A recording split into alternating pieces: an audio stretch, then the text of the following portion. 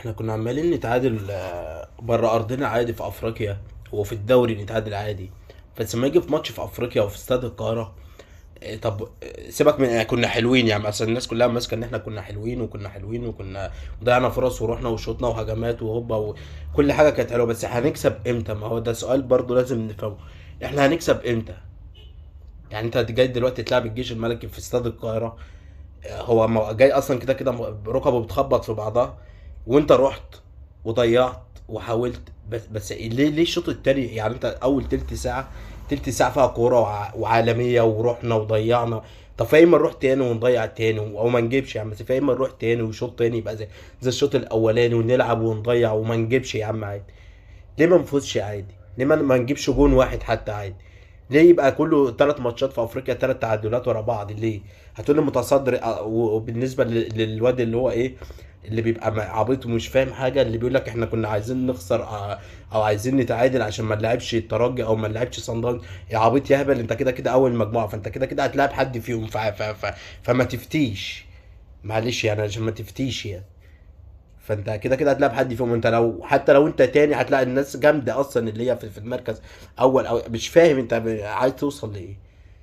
ما تلعب ماتش بماتش وتكسب الماتش عادي يعني. ما تاخد حق، اصل الناس برضو، الناس اللي طالعه بالاهلي الجمهور خد حقه. مش الماتش اصلا الدخله بتاعت الجمهور يعني تمام، والتشجيع ملوش حل، والجمهور مال الاستاد، وفي دعم للفرقه حاجه. بس اللي كان معلق صوره امام هجيله دلوقتي، والجمهور بيدعم الفرقه. ليه بقى نحدف ازايز؟ يعني قلنا خلاص مش هنضر الفرقه. اصل يعني مش هنقول هو غلط اصلا. هيقول ما هو بنرد على اللي حصل فينا هناك. طب ما اللي حصل فينا هناك غلط.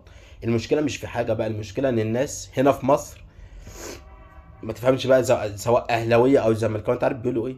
شوف اللاعب الجيش الملكي اتعور ازاي، شوف الجمهور عمل ايه في الجيش الملكي. مع ان شوف جمهورهم هم اصلا اللي ابتدوا. شفت كانوا بيتكلموا مع الامن ازاي ونازلين على الامن ازاي وعايزين ينزلوا اصلا الملعب ازاي.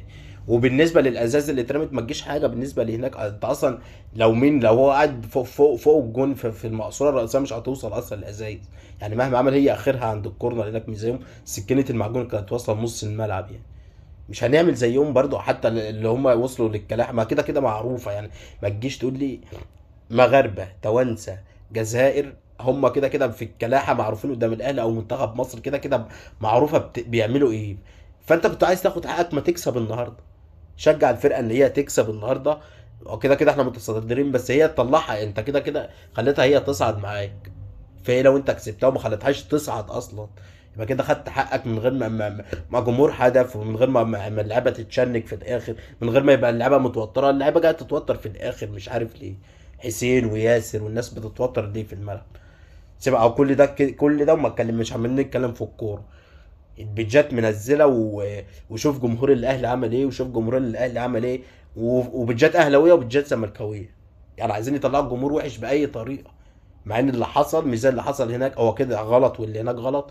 وكده كده احنا يعني كده كده اصلا ما حصلش، يعني يعتبر ما حصلش حاجه يعني. بالنسبه للي هناك ما حصلش حاجه، سواء ده غلط وده غلط برضه.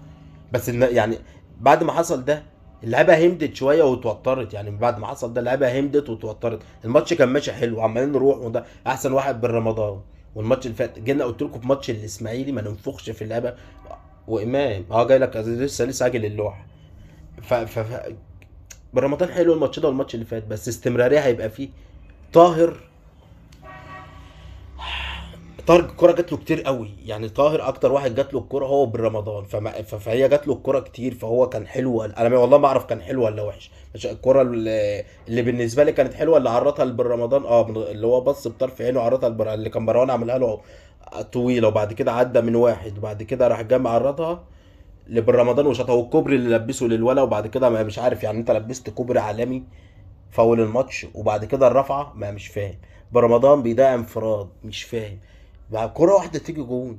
هنتكلم على كاموش واوتاكا، بس ما بيوصل له والله، هم ضايعين. بس ما بيوصل لهمش حاجة من الباكات ولا من الهافات بتاعتنا. فين يعني؟ بن شرقي الماتش اللي فات نجم الماتش، النهارده نص ونص. امتى هتنيك ماشي بنفس المستوى؟ ما تفهمش. مفيش. يعني المفروض الحمد لله صعدنا اول المجموعة، يعني المفروض كده وخلاص ونسكت. بمستوانا هناخد افريقيا مثلا؟ بمستوانا هناخد الدوري؟ تحس ان في حاجه غلط يعني. ما علينا، الحمد لله ان هي عدت على كده وما فيش حد يعني، والعناوين وكل الاخبار وكل اللي بيحصل حصل. شوف حصل ايه في اللعب مش عارف بتاع الجيش الملكي، شوف الحارس المرمى حصل في ايه، شوف الجمهور عمل ايه، شوف كل ده عناوين كذب، كل ده عناوين ما حصلتش. الحمد لله ان هي عدت على كده. سيبك من اي عناوين ومن اي اخبار ومن اي حد عايز يشوه صورة الجمهور قدام اي حد. يعني امام عاشور اول الماتش في واحد عمل صوره مش فاكر بنحبك يا امام ولا بحبك يا امام. انت بتحب امام على عيننا وعلى راسنا، تبقى بحبك يا امام. بنحب امام فما تجمعش حضرتك والله يعني. احنا مش احنا ما بنحبش احنا بنحب اللعيبه اللي بتخدم النادي، بتلعب بروح عشان النادي مش عشان مصلحتها الاول، مصلحه النادي الاول. فاحنا بنحب اللعيبه دي. او مش وبعد كده لما تبص ما فيش اي لعيب بيحب النادي، ما عندوش انتماء للنادي. فانا هحبه على اساس ايه؟ والنهارده كان اصل الناس اللي كانت بتقول لك الاهلي ما بيكسبش عشان امام مش موجود. طب امام موجود واللي نزل ما كسبناش ليه حضرتك؟ الناس اللي بتقول امام أما لازم يبقى موجود عشان الاهلي يكسب، او الاهلي ما بيكسبش غير بوجود امام. طب ده زيزو مش موجود وتريزيجيه مش موجود، وحاسس ان الفرقه احسن ماتش عملته احسن شوط، مش هيبقى ماتش كام، احسن شوط عملته الموسم ده الشوط الاولاني. ولا تريزيجيه موجود ولا زيزو موجود ولا امام كان موجود الشوط الاولاني. بس في حاجه بتحصل في الملعب، في بنوصل سيبك ان احنا بنوصل وضيعنا، ما جبناش جوان بس بنوصل وضيعنا. ربنا يعني انت بتحب امام ده مشجع مش هنتكلم، اصل انت لسه صغير فبتحب امام على عيننا وعلى راسنا، بس احنا مش كلنا بنحب امام، مش كلنا بنحب تريزيجيه، مش كلنا بنحب زيزو. احنا بنحب النادي الاهلي كلنا، هنجمع ان احنا بنحب النادي الاهلي. بتحب امام حبه لوحدك، معلش.